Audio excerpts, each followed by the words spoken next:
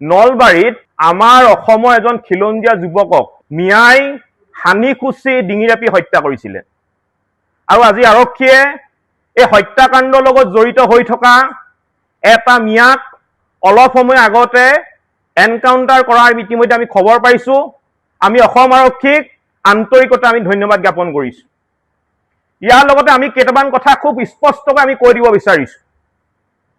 আমি মুকলিকৈ কৈছো যে অসমত থকা মিয়াক আমাৰ প্ৰতিজন অসমীয়াই কি হিন্দু হওক বা মুছলমানে হওক প্ৰতিজন অসমীয়াই ঐক্যবদ্ধ হৈ পিটি পিটি খেদিবলৈ আৰম্ভ কৰক, নহলে এই মিয়াসোপাই আমাৰ অসমীয়া মানুহক মাৰি মাৰি হাতি শেষ কৰিব।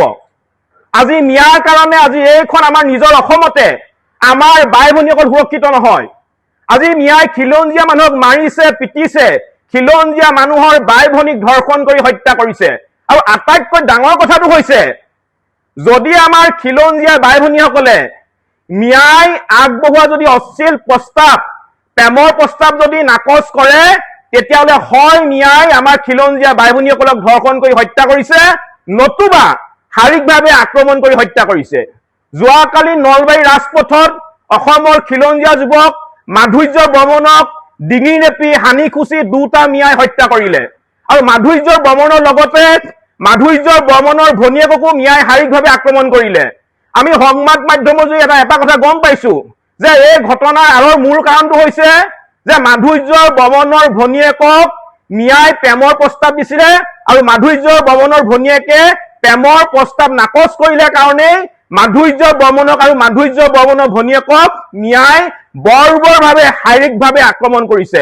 তাৰ মানে এইখন অসমতে আমাৰ নিজৰ অসমত মিয়াই আমাৰ বাই ভনীসকলৰ ওপৰত চকু দিব। যদি আমাৰ বাই ভনীসকলে মিয়া যদি কথা নেমানে, তাৰ মানে মিয়াই হত্যা কৰিব। মিয়াৰ ইমান সাহস। এনেধৰণৰ ঘটনা আমি কোনো কাৰণতে আমি চাই থাকিব নোৱাৰো। গতিকে অসমবাসী জাগিব হ'ল, এতিয়া হাত সাৱটি বহি থকা সময় নহয়। আজি মিয়াই দৈনিক খিলঞ্জীয়া মানুহক মাৰিছে, খিলঞ্জীয়া মানুহক হত্যা কৰিছে। সিদিনা নগাঁও মৰিকলঙত মিয়াই আক্ৰমণ কৰি ৰূপৰেখা ভূঞাক হত্যা কৰিলে।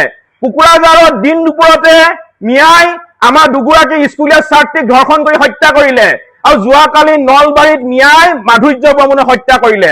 গতিকে অসমবাসীৰ ৰাইজলৈ আমি এটা আহ্বান জনাইছো যে অসমবাসীৰ ৰাইজ এতিয়া জাগিব হ'ল। এতিয়া হাত সাৱটি বহি থাকিলে নহব।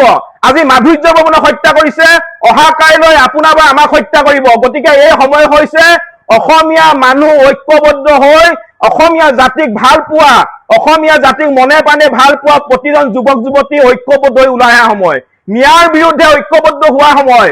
আমি স্পষ্টকৈ কৈ দিব বিচাৰিছো যে জাতীয় সংগ্ৰামী অসমে বিগত সময়ছোৱাত মিয়াৰ বিৰুদ্ধে আমি যিখন সংগ্ৰাম চলাইছিলো, এই সংগ্ৰামখন এতিয়াৰ পৰা আৰু অধিক কঠোৰ হব, আৰু অধিক এই সংগ্ৰামখন কঠোৰ হব।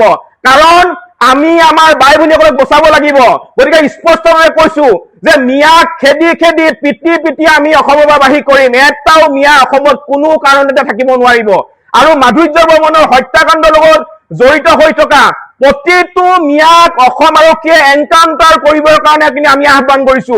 আৰু ইয়াৰ লগতে আমি আৰু এটা কথা কৈ দিব বিচাৰিছো, আমি গম পাইছো যে শিৱসাগৰ জিলাৰ কোৱামোৱা সত্ৰৰ সমীপত আমাৰ বৰপেটাৰ পৰা 4টা মিয়া আহি শিৱসাগৰ জিলাত মাটি কিনিছে।